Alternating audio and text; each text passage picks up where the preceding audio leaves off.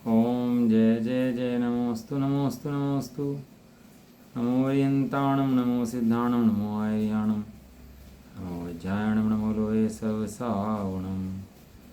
मंगलं भगवान् वीरो मंगलं गौतमो गणी मंगलं कुन्दकुन्दाद्यो जयन्दर्मोऽस्तु मंगलं। सर्वमङ्गलमाङ्गल्यं सर्वकल्याणकारकं प्रधानं सर्वधर्माणां जयनं जयतु शासनम्।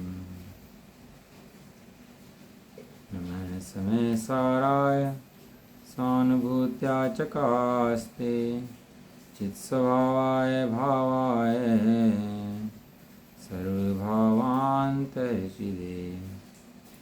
वन्दितु सर्वसिद्धे धूमचलमणोवं गदिं पत्ते वोच्छामि समय पाहुर्मणिमो सुधकेवली भणिनम्।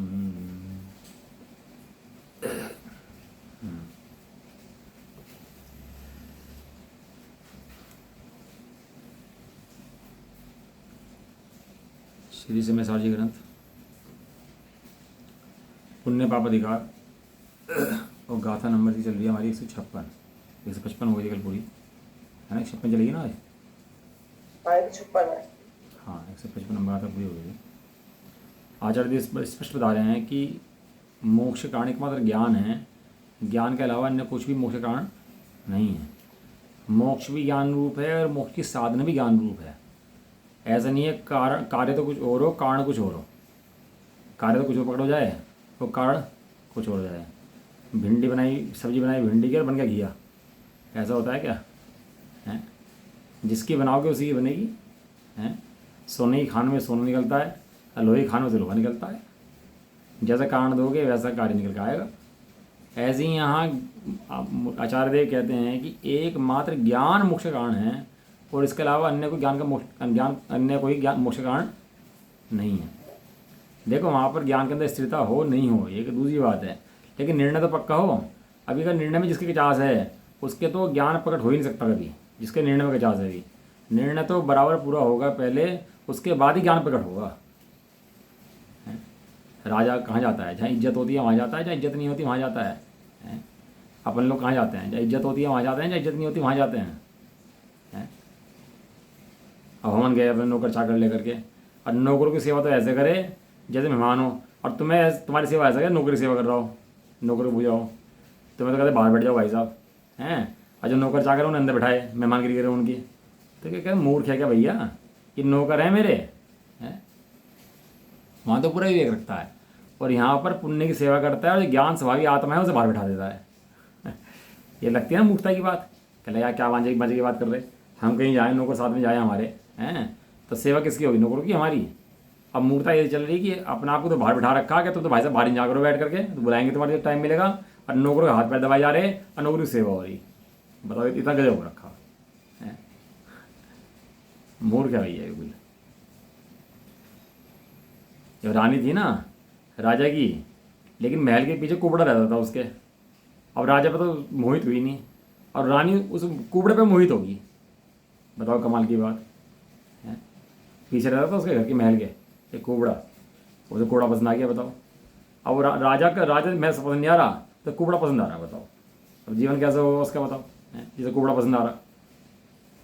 अब महल के पास रहता है, रहने में दिक्कत नहीं है, आता है आने में दिक्कत नहीं है, जाता है जाने में दिक्कत नहीं है, लेकिन तू अज्ञानता व जो मोह करता है ना, दिक्कत वहाँ से है। निकलने का कारण एकमात्र क्या है? निकलने का कारण एकमात्र ज्ञान है। जो ज्ञान की साधना करेगा वो निकलेगा, और ज्ञान के अलावा जो अन्य को उपाधि जानेगा वो नहीं निकलेगा। है नहीं है इसकी बात नहीं है, होंगे ज्ञानी के भी रागातिक होंगे, लेकिन उपाधि नहीं होंगे। क्या नहीं होंगे? उपाधि नहीं। हाँ अब तो जीव ना शिष्टाचार का पोषण करता है और शिष्टाचार का पोषण कराता है। वो जो मानता है उसको उसका तो अनुमोदना करता है, और जो कठोर होता है ना उसकी इस समाज में घोर निंदा हो जाती है और उसका बहिष्कार कर देते हैं। इस समाज के अंदर देश के अंदर जो सत्य का साथ देगा, इस कली काल के अंदर जो सत्य का साथ देगा बहिष्कार हो जाएगा। ये बात सत्य है। यह ऑफिस में जाते हैं ना तो बहुत सा अधिकारी ईमानदार हो जाता है, तो ईमानदार अधिकारी को टिकट नहीं देता। ईमानदार अधिकारी हो ना, कोई टिकट नहीं देता उसको, आस पास का कोई भी टिकट नहीं देता। यदि कोई फैक्ट्री वाला ईमानदार हो, कोई व्यापारी, और वो किसी अधिकारी कंप्लेंट कर दे तो सारे अधिकारी मिलकर जीना हराम कर देते हैं उसका, उसे काम नहीं करने देते। फिर उसके बाद झूठे का बोलबाला है इस काल के अंदर तो। लेकिन कोई बात नहीं, सत्य एक अकेला भी हो तो अकेला सत्य सत्य काफ़ी है, कि सत्य सत्य ही होता है। अब यहाँ दुनिया में व्यवहाराभासी इनकी सब भीड़ लगी पड़ी है, सब मिथ्या दृष्टियारे भीड़ लगी पड़ी दुनिया में जहान में है। लेकिन सत्य को बहुमत नहीं चाहिए, सत्य बहुमत से नहीं चलता। बहुमत हो तो सत्य सत्य हो, ऐसा नहीं है। सत्य तो सत्य है, बहुमत हो चाहे ना हो। अब सोने को दुनिया कहने लगी पीतल है पीतल है, तो सोने को क्या फर्क पड़ रहा है इस बात से। इसलिए जिसके अंदर में ज्ञान स्वभावी आत्मा विराजमान है, दुनिया खूब कहे भैया ज्ञान स्वभावी आत्मा नहीं होता है, ऐसा होता है, तो उसे फर्क नहीं पड़ता कुछ भी। वो जानता है अनुभव के आधार से कि ज्ञान स्वभावी आत्मा है और है। हाँ, और ज्ञान स्वभावी आत्मा से ही मोक्ष है। भगवान को देखने ही तो जाते हैं, वो करने के आते हैं वहाँ पर कौन सा कोई उनको वहाँ पर टाइम पास करने जाते हैं क्या? ज्ञान स्वभावी आत्मा कैसा होता है वो देखने जाते हैं भगवान को देख करके। क्यों देखने जाते हो? क्योंकि आनंद होता है मैं देखने से ज्ञान स्वभावी आत्मा को, इसलिए आते हैं। क्यों? क्योंकि ज्ञान स्वभावी आत्मा का नाम ही मोक्ष है। ऐसा अन्य किसी को श्रद्धा के अंदर जगह नहीं है। श्रद्धा पूरी पसरती है जहाँ भी पसरती है, क्या श्रद्धा जो है वो पूरी फैलती है। शरीर को अपना मान रखा तो पूरा अपना मान रखा। अब शरीर को, शरीर कारणों को, शरीर की अवस्थाओं को, सबका अपना मान रखा। और सूक्ष्म देखो, राग को अपना मान रखा। किसको अपना मान रखा? राग को अपना मान रखा। अब राग घट गया तो अच्छा लगा, और बढ़ गया तो बुरा लगा, अब राग पे आ गया। कषाय को अपना मान रखा। कषाय मंद मंद हुई तो अच्छी लगी, तीव्र हुई तो बुरी लगी, और कषाय में ही अपनापन चल रहा उसका। ज्ञान में अपनापन उसका आया ही नहीं। जब ज्ञान में अपनापन नहीं आया तो राग कषाय में अपनापन चलता रहता है, उन्हीं के अंदर उनकी मंद तीव्रता को अपना स्वरूप समझता रहता है, और इससे जीव का ज्ञान मिथ्यात्व मोह चलता रहता है लगातार। होते ज्ञानी के भी हैं, लेकिन ज्ञानी की दृष्टि उस पर न होकर ज्ञानी की दृष्टि ज्ञान पर है, और अज्ञानी की दृष्टि सदाकाल उस पर लगी रहती है। ऐसा देखिए क्या कहते हैं उत्थानिका में इसकी गाथा नंबर 156 गाथा पढ़ लेते हैं पहले। मोतूर्णनिच्छयट्ठं व्यवहारेण विदुषापवट्टन्ति परमट्टमस्सिदाण दुजदीर्णकमखो वियो। आवाज आ रही है?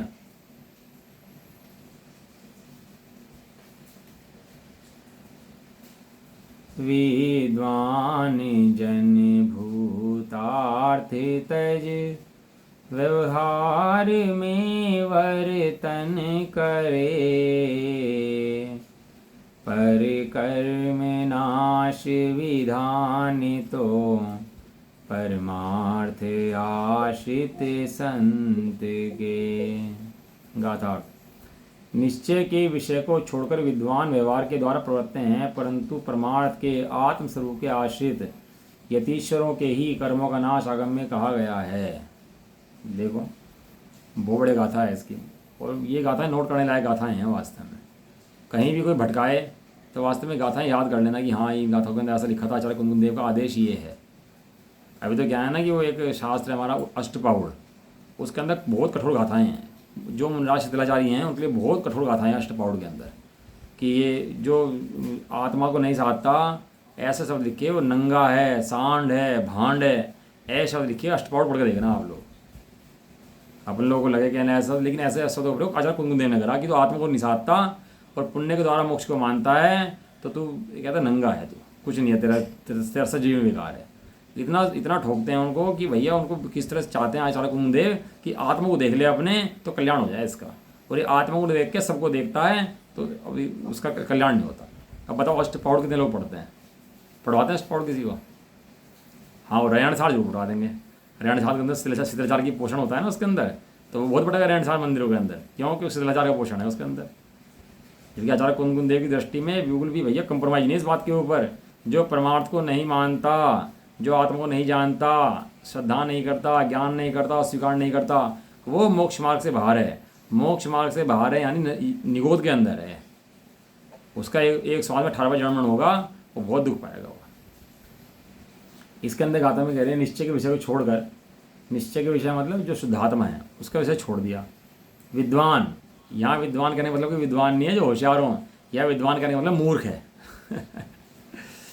कहते ना भाई साहब बहुत होशियार हो रहा तो अपने आपको है ना, बहुत अक्लमंद हो रहा है, कहते हैं ना लोग बहुत होशियार हो रहा, तो वहाँ होशियार करने मतलब होशियार नहीं होता, वहाँ होशियार करने का मतलब मूर्ख होता है कि मूर्ख है। तो विद्वान कहने मतलब विद्वान नहीं है, ये विद्वान कहने मतलब मूर्ख है। यहाँ मतलब एक भाषा में उसे विद्वान कह के उसकी हंसी करते हैं, कहते बताओ तो कैसा विद्वान है भैया। जैसे लिखा ना उन्होंने उसमें रत्तरंगणी में, उसमें लिखा हे पांडे हे पांडे हे पांडे, हैं तू कण को छोड़कर भूसी ही कूट रहा है, चावल के कण हो उसे छोड़ करके धान को ही कूट, धान को छोड़ करके भूसी कूट रहा है। तो उसमें लिखा पांडे पांडे, तो पांडे पांडे का मतलब वहाँ 3 बार मूर्ख लिखा, हे मूर्ख हे मूर्ख हे मूर्ख। ऐसे यहाँ विद्वान लिखा, विद्वान का मतलब मूर्ख है, यहाँ पर भी मूर्ख। दूसरे का व्यवहार के द्वारा, व्यवहार माने ये अज्ञानियों का व्यवहार है, इसे कहते व्यवहार आभास है, क्योंकि व्यवहार तो निश्चय से ज्ञानियों की ही पकड़ होता है। जिसका निश्चय सही है उसी का व्यवहार सही है, जिसका निश्चय सही नहीं है उसका व्यवहार भी सही नहीं है।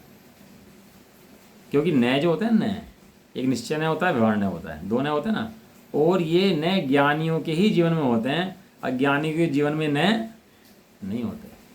ना उसको निश्चय का पता है ना उसको व्यवहार का पता है। जिसको निश्चय का नहीं पता उसको व्यवहार का भी नहीं पता, जिसको निश्चय नहीं पता उसको व्यवहार का भी नहीं पता। जिसको निश्चय का पता है उसी को व्यवहार का पता है, और जो निश्चय के बिना जो व्यवहार है वो व्यवहार नहीं, वो व्यवहाराभास है। अज्ञानी का व्यवहाराभास है, मिथ्या दृष्टि का व्यवहाराभास है। इसलिए पहले निश्चय की स्थापना, पहले निश्चय की स्थापना। अब दूल्हा तय कर लिया कि दूल्हा ये है, अब निश्चय की स्थापना करी। अब जितने सारे काम हो सब व्यवहार, और दूल्हा तय करे नहीं और सामान खरीद कर लाए तो उसका नाम फिर व्यवहार भी नहीं है, तो पता ही नहीं है। पहले जाके दूल्हा तय कर, बाकी काम तो बाद में करना। और दूल्हे पे तो दृष्टि है नहीं और बाकी सारे काम करता फिर है। पत्नी बनती है ना, पति। अब सारे सब घर के संबंधी हैं, मोसोर हैं, सबसे संबंध कब है? जब उस पति से संबंध है तो सारे संबंध हैं। अगर पति ना हो तो बाकी सब रिश्तेदार है कि नहीं है? भाई रिश्तेदार भी नहीं है। इसलिए उस संबंध, जिसका जो संबंध है शास्त्रों से, जिनवाणी से, भगवान से, सबका कब शुद्धात्मा की स्थापना करे तब उसका नाम व्यवहार कहा जाता है। शुद्धात्मा नहीं है, शुद्धात्मा की दृष्टि नहीं है, तो इन सबका नाम व्यवहार नहीं है, व्यवहाराभास है। हाँ, एक शुद्धात्मा की स्थापना करे ना भैया सब इसका बेकार हो जाता है, और शुद्धात्मा की स्थापना करते सब कुछ सरल हो जाता है ऐसा।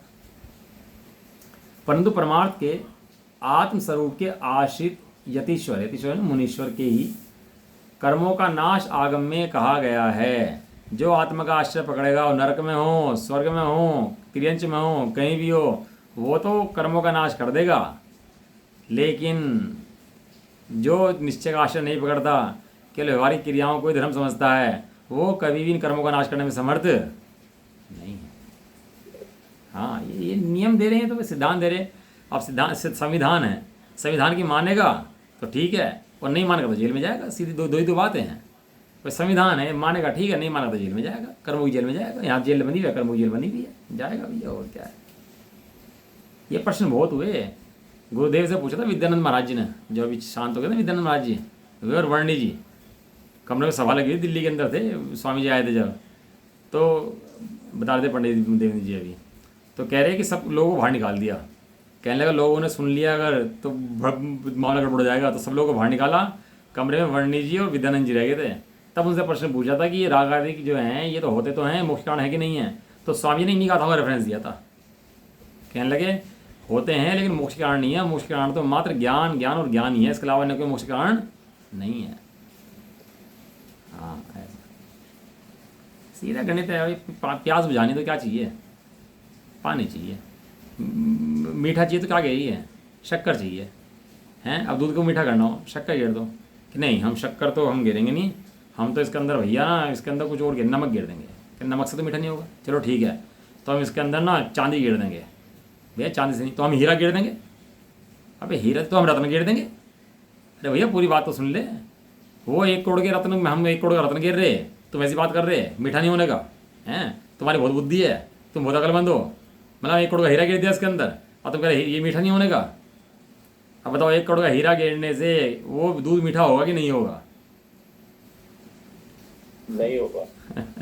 क्या काम करना है, जिस काम के लिए जो करना हो कर लो। ये 2 पैसे की चम्मच चाहिए, 2 पैसे की चम्मच घेर दो, मीठा हो जाएगा इसमें। अब नहीं जी, ऐसा करेंगे, त्याग करेंगे, नियम करेंगे तो धर्म होगा। इतना बड़ा गणित नहीं है। सामान्य जो ज्ञान स्वभाव तू है, अभी है, उस पर दृष्टि कर तो स्वयं ही सूक्ष्म हो जाएगा। इतना बड़ा गणित नहीं है ये। अभी लोग क्या करते हैं, आत्मा की बहुत ओवर इमेज कर लेते हैं दिमाग के अंदर। 2 इमेज होती हैं, एक तो होती है अंडर इमेज, एक होती है ओवर इमेज। क्या होती हैं? Under image over image. हाँ, बहुत से अंडर इमेज और ओवर इमेज। ओवर इमेज भी खतरनाक है और अंडर इमेज भी खतरनाक है। बिल्कुल सादा है। आत्मा कोई बहुत बड़ा गणित नहीं है आत्मा समझने के लिए। या इतना हम चर्चा करते हैं, इतनी बड़ी चर्चा की जरूरत नहीं है आत्मा समझने के लिए। बहुत सिंपल एकदम सादा गणित है एकदम, और बिल्कुल सरल है। सादा व्यक्ति जैसे सामने आ जाता है ना, बिल्कुल ऐसा है। कोई सेठ जी हो, वो सादे घूमते हो, बिल्कुल एकदम नॉर्मल। हमें पता ना हो सेठ जी हैं घूम रहे हैं, तो हमें लगेगा हाँ ठीक है, पता ही नहीं कौन है। लेकिन पता लग जाए भैया तो अरबपति खरोपति हैं, तो एकदम से कैसी महिमा आती है उसकी। कहना पता है कैसे सादे घूम रहे हैं, बिल्कुल पजामे कुर्ते में घूम रहे हैं। ऐसी आत्मा की ओवर इमेज कर ली, पता नहीं कैसे निकल के आएगा, कैसा अनुभूति स्वरूप आ जाएगा, बिल्कुल वो ऐसा हो जाएगा। ऐसा नहीं है भैया, बिल्कुल ऐसा निर्णय होगा एकदम द्रव्यों का भिन्न भिन्न और अपने आनंद स्वरूप का निर्णय होगा, और बस निर्णय हो जाएगा अंदर में, और शुद्धात्मा का अभ्यास चलता रहेगा अंदर। ऐसा नहीं हाथ पाथ रख के बैठूंगा, एक चमक से आ जाएगी और एकदम ऐसा हो जाएगा, फट जाएगा, ऐसा नहीं है। एक सादे आत्मा का त्रिकाल निर्णय हो जाएगा बस, कि मैं शुद्ध आत्मा हूँ, ज्ञान स्वरूप हूँ, ज्ञान से मोक्ष होता है। इतना सिंपल एकदम सादे निर्णय का नाम ही मोक्ष है वास्तव में। ठीक है, चलो जी, भाषा टीका। कुछ लोग परमार्थ मोक्ष हेतु से अन्य जो व्रत तप इत्यादि शुभ कर्म स्वरूप मोक्ष हेतु मानते हैं। क्या लिखा है इसके अंदर? कह रहे कि परमार्थ का जो हेतु है उससे अन्य। अब इसके अंदर लिख दिया व्रत तप, लिखा कुछ लोग। कुछ लोग मतलब बहुत सारे लोग तो ऐसे हैं जो इन व्रत तप को नहीं करते। बहुत सारे लोग तो कैसे हैं जो व्रत तप नियम भी नहीं करते, लिखा कुछ लोग। ये कुछ लोग उसमें ऐसे हैं, छठते हैं, जो व्रत नियम करते हैं, लेकिन वे भी क्या कर लेते हैं, मात्र व्रत नियम से ही मोक्ष मान लेते हैं, तो वे भी मोक्ष से बाहर हैं। ऐसा कुछ लोग परमार्थ मोक्ष का हेतु है, उससे अन्य जो व्रत तप इत्यादि शुभ कर्म हैं उनसे मोक्ष मानते हैं। स्पष्ट लिख रहे गाथा के अंदर, कोई कन्फ्यूजन कर रहे हैं इसके अंदर, कुछ इहुबट लगा रखा है इसके अंदर? बिल्कुल स्पष्ट बात है, एकदम स्पष्ट लिखा। जो व्रत नियम तप संयम आदि धारण करके उन क्रियाओं से मोक्ष मानते हैं, उस समस्त ही का निषेध किया गया है। निषेध करने के लिए नहीं, श्रद्धा के अंदर निषेध किया गया, मोक्ष मानने का निषेध किया गया है। क्योंकि वह मोक्ष हेतु अन्य द्रव्य के स्वभाव वाला पुद्गल स्वभाव वाला है। क्यों? क्योंकि व्रत का तप का नियम का लक्ष्य पुद्गल पर है, पुद्गल से है, पुद्गल कर्म बनता है, पुद्गल का ही हेतु है। दृष्टि जिस समय व्रत नियम संयम पर है, उस समय दृष्टि आत्मा पर नहीं है ना, दृष्टि कहाँ पर है? वो पर है। दृष्टि पर द्रव्य पर होने से उसको कहा पुद्गल में है, ये पुद्गल स्वभाव वाला है। इसलिए उसके स्वभाव के से ज्ञान का होना नहीं बनता। जिसकी दृष्टि व्रत नियम संयम पर है, उसकी दृष्टि ज्ञान पर नहीं है, तो उसके ज्ञान का होना भी बनता नहीं है। मात्र परमार्थ मोक्ष हेतु ही एक द्रव्य के स्वभाव वाला जीव स्वभाव वाला है, इसलिए उसके स्वभाव के द्वारा ज्ञान का भवन होना बनता है। एक ज्ञान के द्वारा मोक्ष की सिद्धि होती है। मोक्ष भी ज्ञान स्वरूप है और मोक्ष का मार्ग भी ज्ञान स्वरूप है। हाँ, ज्ञान स्वरूप है। एकमात्र ज्ञान ही मोक्ष का कारण है, इसके अलावा अन्य कोई मोक्ष का कारण नहीं है। जयचंद जी का छावड़ा विभाग देते हैं, क्योंकि आत्मा का मोक्ष होता है। मोक्ष किसका होता है? आत्मा की, पुद्गल का? आत्मा का। लेकिन एक विवक्षा ऐसी भी आई है शास्त्रों के अंदर, 320 नंबर गाथा नहीं आएगी उसमें। उसमें लिखा कि कर्मों का मोक्ष हो जाता है। कर्मों का मोक्ष कैसे हो जाता है? कि वो कर्म भी मुक्त हो जाते हैं ना, कर्म भी निष्कर्म अवस्था को प्राप्त हो जाते हैं, उसका नाम कर्मों का मोक्ष है। वो कर्म भी परेशान कर रखा तूने, तो खुद ही परेशान है, कर्म को परेशान कर रखा है। तो तू जब तूने आत्मा को देखा तो कर्म भी निर्भर हो गया और तू भी फ्री हो गया अपना बैठ करके है। यहाँ पे कह रहे हैं आत्मा का मोक्ष होता है, इस तो उसका कारण भी आत्म स्वभावी होना चाहिए, क्योंकि आत्मा का मोक्ष होता है, कारण भी आत्मा है, तो अब उसका कारण भी क्या है? वही आत्मा ही होना चाहिए। जो अन्य के द्रव्य के स्वभाव वाला है, उससे आत्मा का मोक्ष नहीं हो सकता। जो अन्य द्रव्य स्वभाव वाला है, कौन? पुद्गल स्वभाव वाला है, पुद्गल कर्म है, पुद्गल कर्म आत्म से आत्मा मोक्ष नहीं है, पुद्गल कर्म आत्मा मोक्ष कराता नहीं है, पुद्गल द्रव आत्मा के मोक्ष में सहायक नहीं है। कोई सोचे भैया पुण्य कर्म आ गया तो मोक्ष हो जाएगा, ऐसा नहीं है। पुण्य कर्म मोक्ष का सहायक नहीं है। पुण्य कर्म व्यवस्थाएं तो बना सकता है, एक काम तो अपना तुझे ही करना पड़ेगा, व्यवस्थाओं के सहारे बात बनने वाली है नहीं। साधक को सुविधाओं की आवश्यकता नहीं होती, साधक साधक है, बिना सुविधाओं के भी साधक है। पुनरक्का जीव सातरक्का जीव, सोचो समय दृष्टि कैसे होता होगा, कैसे आदमी साधना करता होगा। तिरंज गति के जीव कैसे साधना करते होंगे, और तिरंज गति में तो 5 गुण स्थान हो जाता है। आप सोचो मगरमच्छ आदि सांप आदि जीव हों तो 5 गुण स्थान तक प्राप्त कर ले, ऐसे भी जीव हैं। और नरक के अंदर तो असंख्यात समदृष्टि जीव हैं, असंख्यात समदृष्टि जीव बड़े, इतने मनुष्य गति के अंदर जीव नहीं है। नरक के अंदर तिरंजों के अंदर तो असंख्यात हैं। लवण समुद्र है ना लास्ट वाला, उसके अंदर असंख्यात समदृष्टि जीव है।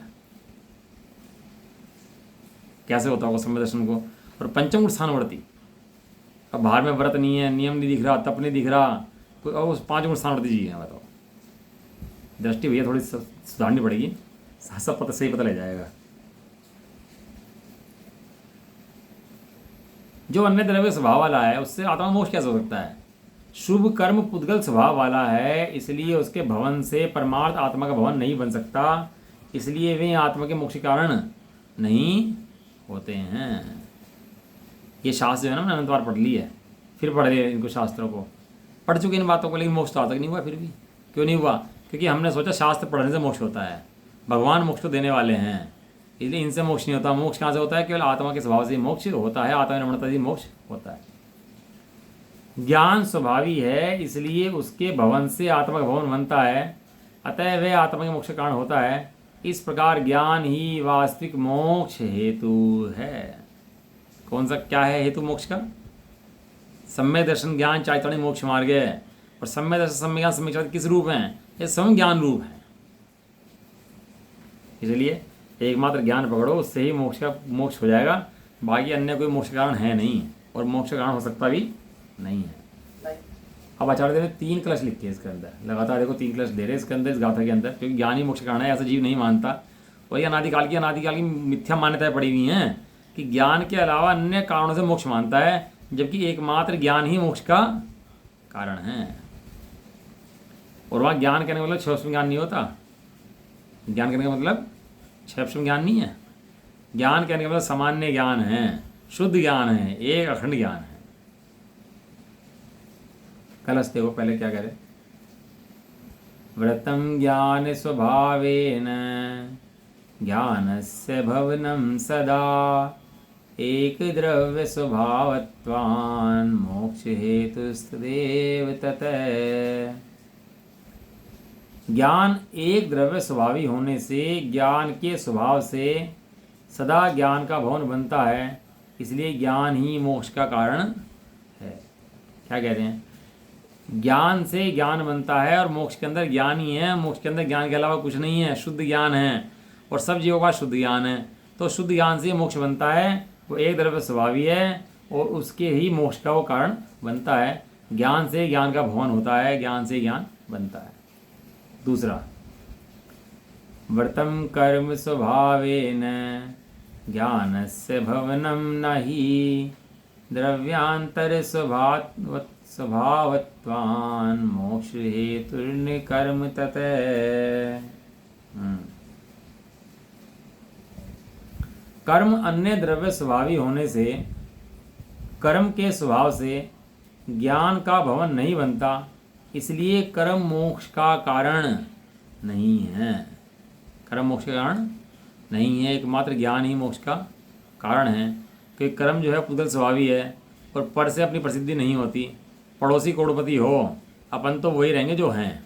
अपन गरीब हैं तो गरीब रहेंगे, अमीर है तो अमीर रहेंगे। पड़ोसी के करोड़पति होने से, पड़ोसी गरीब होने से हमारा कुछ भी बनता बिगड़ता नहीं है। ऐसे ही कर्म हमारे पड़ोस में रहता है, तो उसके अच्छे बुरे होने से हमारे पर कुछ फर्क पड़ता नहीं है। क्यों? क्योंकि हम ज्ञान स्वभावी हैं। अगला कलश, मोक्ष हेतु तिरोधानात् बंधस्वात् स्वयमेव च मोक्ष हेतु तिरोधायी भावत्वात् निषिध्यते। कर्म मोक्ष के कारणों का तिरोधान करने वाला है और वह स्वयं ही बंध स्वरूप है तथा मोक्ष के कारणों का तिरोधाई भाव स्वरूप है, इसलिए उसका निषेध किया गया है। कर्म मोक्ष को देने वाला नहीं है, मोक्ष को ढकने वाला है। कर्म क्या है? मोक्ष को देने वाला नहीं, मोक्ष को ढकने वाला है। कल बताया था ना 50% नंबर किसका है, तो 50% तो पूर्णता है, और जो 50% नंबर नहीं आए वो क्या है? वो अपूर्णता है। अब उस क्या करता है? अपूर्णता का नाश करता है, पूर्णता को पकड़ करता है। जितनी जितनी पूर्णता पकड़ती चली जाती है उतना उतना पूर्णता का नाश होता चला जाता है। अब उसने अभ्यास करा, 60% नंबर आए तो 10% अपूर्णता उसकी और घट गई, 40% अपूर्णता रह गई। 70 आए, 80 आए, 90 आए, अब 98 आ गई है, तो अपूर्णता कितनी रहेगी? 2% अपूर्णता। अपूर्णता इसको बतलाती है कि कहीं तैयारी में कमी है, और पूर्णता इस बात को बताती है कि इसने तैयारी पूरी कर ली है अपनी। इसलिए बच्चे इतने नंबर की तैयारी करते रहते हैं अपने 100% के लिए, 99% के लिए। क्यों? क्योंकि बाकी अपूर्ण हैं, बाकी पूर्ण नहीं है। इस तरह राग आदि हैं, कर्मादिक हैं, ये अपूर्ण हैं। जीव के स्वभाव का तिरोभाव करने वाले हैं, ढकने वाले हैं, तिरोधान करने वाले हैं, बंध स्वरूप हैं, मोक्ष स्वरूप नहीं हैं, मोक्ष देने वाले भी कभी नहीं हैं। जिस समय जीव स्वरूप मोक्ष में जाता है तो कुछ का साधे पुण्यक्रम जाता है क्या? उसके छोड़ के आता है क्या पुण्यक्रम उसको, कि चलो छोड़ के आता हूँ तुम्हारे को पुण्यक्रम, कि पुण्यक्रम साथ में जाए और मोक्ष में छोड़ गए उसको? सारे कर्मों का यही भाव हो जाता है और जीव मोक्ष में चला जाता है। घाती कर्म तो पाप रूपी हैं, उनका भाव तो पहले हो जाता है। बाकी जो अघाती कर्म की पुण्य पाप प्रकृतियाँ हैं उनका भी अभाव यही हो जाता है और जीव मुक्ति में चला जाता है। कितना जाता है? जितना था उतना जाता है। कितना था? कि ज्ञान स्वरूप था, ज्ञान स्वरूप जाता है। कितना था? पूर्ण था, पूरा था, पूरा जाता है। अधूरा वहाँ पर नहीं जाता। ऐसा। अब इसकी गाथा है जैसनाचार्य की, पढ़ लेते हैं। गाथा नंबर 64, पेज नंबर 399। वही आप होस्ट बन के मुझे बना दो होस्ट। आप मैं बन गया? हाँ मुझे बना दो आप होस्ट।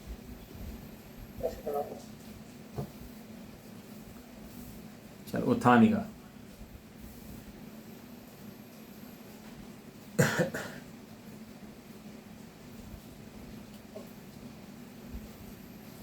अब निश्चय मोक्ष मार्ग का कारण शुद्धात्म स्वरूपानुभव से अन्य है।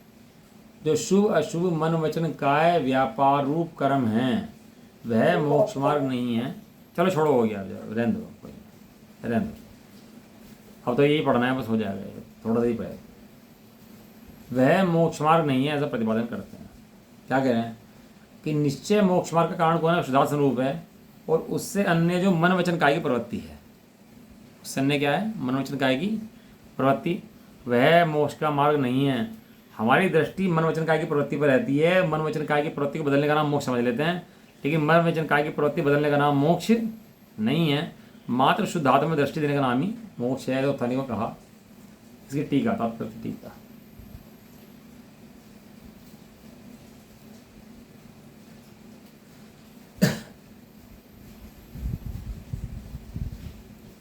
आगे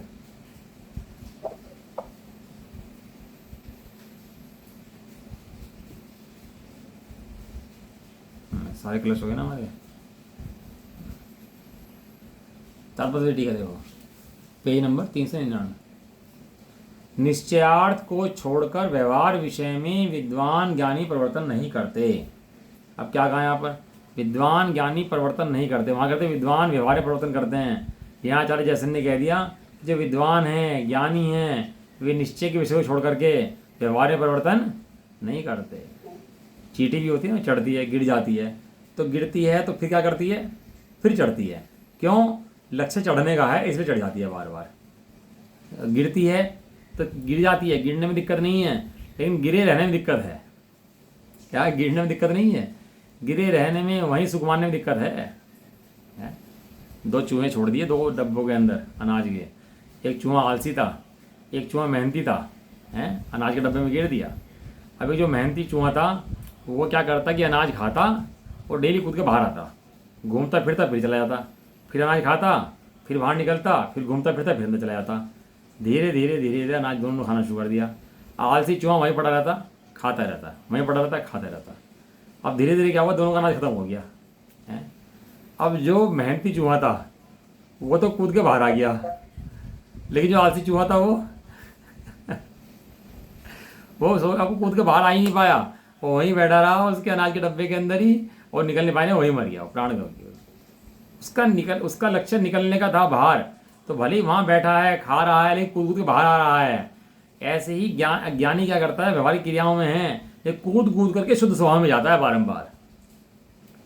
तो कूद कूद के शुद्ध स्वभाव में जाता है ना, तो निकल जाता है। और अगर वहीं बैठा रहे व्यवहार के अंदर ही, और शुद्ध स्वभाव का अनुभव करने के लिए ना कूदे बाहर घूम कर ना आए, शुद्ध स्वभाव की सैर ना करे, तो कहना वहीं जीवन व्यवहार में पूरा जाता है, और जी मर करके निगोद में चला जाता है। ये है, समझे कितनी मेहनत करता है निकलने के लिए, बारंबार प्रयास करता है, बारंबार प्रयास। क्यों? क्योंकि लक्ष्य में, निर्णय में लक्ष्य है, इसलिए बारंबार प्रयास करता है। यदि उस अपूर्ण को लक्ष्य मान ले, अपूर्णता को ही लक्ष्य मान ले, तो अपूर्ण से आगे बढ़ ही नहीं सकता, अपूर्णता बढ़ जाता है। इसलिए ज्ञानी जन क्या करते हैं, व्यवहारिक क्रियाएं करते हैं, लेकिन बारंबार क्या करते हैं, बारंबार शुद्धात्मक अभ्यास करते हैं, बारंबार शुद्धात्मक अभ्यास करते हैं। इस शास्त्र के लक्ष्य छोड़ते हैं, क्रियाओं के लक्ष्य छोड़ते हैं, बारंबार क्या करते हैं, शुद्धात्मक अभ्यास करते हैं। वो सामायिक करता है ना ज्ञानी, तो आसन लगाएगा, हाथ लगाएगा, पैर लगाएगा, बिल्कुल ध्यान से बैठ जाएगा, चित्त को एकाग्र कर लेगा, शांत हो जाएगा, विकल्पों को समेट लेगा, बिल्कुल ऐसा समझेगा कि बस मेरा तो जा कल्याण हो रहा है, शांत बैठा हूँ। वो उसी को सामायिक मानता है। क्या करता है वो उसी को सामायिक मानता है। और ये सामायिक के संबंध में नहीं है, ये व्रत नियम सबके संबंध में जानना चाहिए। और ज्ञानी उसको शांत करके, इतना करके क्या करता है, इतना करके उसको धर्म नहीं मानता, उसका इतना करने के बाद वो स्वभाव में कूदता है, अपने आत्म स्वभाव के अंदर छलांग मारता है वो, इतनी व्यवस्था बनाने के बाद। शास्त्र में लिखी है व्यवस्थाएं बनाओ, बाहर में मच्छर कीड़े कांटे ना हो, अनुकूल व्यवस्थाएं हों, तब तो सामायिक कर, लिखा शास्त्रों के अंदर। लेकिन ऐसी व्यवस्थाएं बनाने के बाद कर क्या, उसके बाद तो आत्मा के अंदर कूद। यदि आत्मा में कूदता नहीं है तो ये सारी क्रियाएं तेरी सब बेकार हैं। इसका नाम सामायिक व्रत नहीं है, शुद्धात्मा के लिए करे तो है। इसलिए लिखा, विद्वान ज्ञानी जन पर व्यवहार परिवर्तन नहीं करते, बारंबार शुद्धात्मा का अभ्यास करते हैं, शुद्धात्मा में जाते हैं बारंबार। वो तुम बना जाने लिखा कि जैसे लोहारी कढ़ाई वो होती है ना सन्यासी, कभी आग में, कभी पानी में, कभी आग में, कभी पानी में, ऐसे ही ये ज्ञानी होता है। कभी परिणाम के बाहर में तो कूद के फिर अंदर में आए, फिर कर्म खींच के बाहर ले जाएं, ये फिर कूद के अंदर में आए, तो बारंबार इसका अभ्यास ही चलता रहता है, बाहर का अंदर का, बाहर का अंदर का। ऐसा निश्चय के छोड़ करके व्यवहार में ज्ञानी परिवर्तन नहीं करते। किस कारण से परिवर्तन नहीं करते? उत्तर, सम्यक दर्शन ज्ञान चारित्र रूप एकाग्र परिणति अभेद परिणति लक्षण वाले निशुद्धात्मा। कितनी बातें लिखी उन्होंने इसके अंदर। सम्यक दर्शन, सम्यक ज्ञान, सम्यक चारित्र रूप, एकाग्र परिणत, एकाग्र परिणत माने एक को अग्र करे, अनंत कर्मों को अग्र मत करे, अनंत विकल्पों को अग्र मत करे, किसे अग्र करे? एक आत्मा को अग्र करे। एकाग्र परिणत, अभेद, अभेद माने अब गुणों का भेद, पर्याय का भेद छोड़ करके अभेद एक आत्मा जो है उस पर परिणत लक्षण वाला निशुद्धात्मा, निशुद्धात्म भावना रूप पदार्थ का आश्रय लेने वाले यतियों का कर्म क्षय होता है। कर्म क्षय किसका होता है? जो शुद्धात्मा का आश्रय करते हैं उनका कर्म क्षय होता है, शुद्धात्मा आश्रय नहीं करते उनका कर्म क्षय नहीं होता। इसलिए ज्ञानी व्यवहार में परिवर्तन नहीं करते। व्यवहार में परिवर्तन दिखता है, व्यवहार में परिवर्तन करते नहीं है, मात्र शुद्धात्मा में परिवर्तन करते हैं। इस प्रकार मोक्ष मार्ग के कथन के रूप में 2 गाथाएं पूर्ण हुई। अब अगली गाथा कहेंगे, अब यह कहते हैं, यह सिद्ध करते हैं कर्म मोक्ष के कारणों का तिरोधान करने वाला है। तिरोधान माने ढकने वाला है। ज्ञान से कर्मों का क्षय होता है, और पुण्य कर्म हो चाहे पाप कर्म हो, दोनों के दोनों मोक्ष को ढकने वाले हैं। मोक्ष के साधक नहीं है, मोक्ष के बाधक हैं। वहाँ पर व्यवहार रत्नत्रय को मोक्ष जब कहा है, जब निश्चय रत्नत्रय साथ में हो। अब अज्ञानी में क्या है? बाहरी क्रियाएं तो दिखती हैं, लेकिन जो अंतरंग में जो उसके चल रहा है उठापटक, वो नहीं दिखता। बाहरी क्रियाएं तो दिखाई देती हैं उसकी, करता हुआ कि भैया ने व्रत ले लिए, नियम ले लिए, प्रतिमाएं ले ली हैं, लेकिन जो अंतरंग में उसकी विशुद्धि बढ़ रही है और जो कर्मों का क्षय हो रहा है वो दिखता ही नहीं है। तो जो बाहर में दिख रहा है उसी को क्या मान लेता है? उसी को धर्म मान लेता है। अज्ञानी जन जो है, भगवान जो है, इसकी उस मान्यता को तोड़ते हैं। भाई साहब लेते हैं दृष्टांत की, मम्मी ने क्या करा, मीठा दूध करना था, दूध के अंदर शक्कर गिरी, चम्मच घुमाई और बच्चे को दे दिया। अब बच्चे ने सोचा कि चम्मच घुमाने से दूध मीठा हो गया। बच्चे क्या लगा, चम्मच घुमाई दूध मीठा हो गया। अब अगले दिन भाई साहब ने दूध लिया और चम्मच घुमाई और पी लिया, दूध मीठा नहीं हुआ। फिर देखा मम्मी को, मम्मी ने चम्मच घुमाई दूध मीठा हो जाता है, मैं चम्मच घुमा दूध मीठा था। तो इसने क्या निर्णय करा, जब जब मम्मी चम्मच घुमाएगी तब तो दूध मीठा होगा और जब जब मैं घुमाऊंगा तब तो दूध मीठा नहीं होगा। इसने ऐसा निर्णय कर लिया है। कारण नहीं समझा कि मम्मी के हाथ से ही दूध मीठा क्यों हो रहा है, मेरे हाथ से क्यों नहीं मीठा हो रहा है, तो समझा नहीं है। बस ये मान लिया कि मम्मी घुमाएगी तो मीठा और मैं घुमाऊंगा तो मीठा नहीं होगा। ऐसा भैया कारण समझ। उसने उसमें चीनी गिरी, अब चीनी गिरने के बाद तू भी घुमाएगा तो मीठा हो जाएगा। क्या चीनी गिरने के बाद तू भी घुमाएगा तो मीठा हो जाएगा, चीनी गिरे बिना मम्मी भी घुमाएगी तो मीठा नहीं होगा। कारण गेरा है ना उसने, तो कार्य प्रकट हुआ है।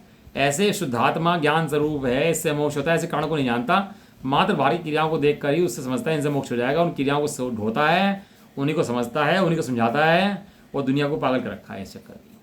और आचार्य देव कह रहे हैं भैया एकमात्र ज्ञान से मोक्ष होता है, इसके अलावा अन्य किसी से मोक्ष होता नहीं। हाँ, ये बात निर्णय में कर लेनी चाहिए अपने, बराबर है ना। चल, निज निधि निज में बताई,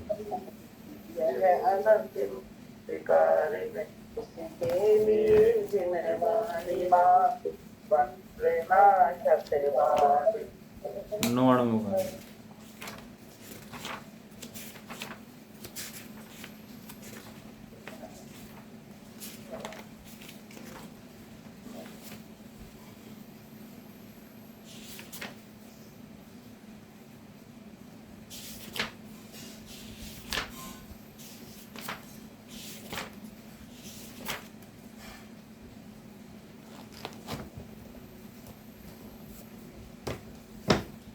जय वृदाश्रमणी माता की, महान जैन धर्म की।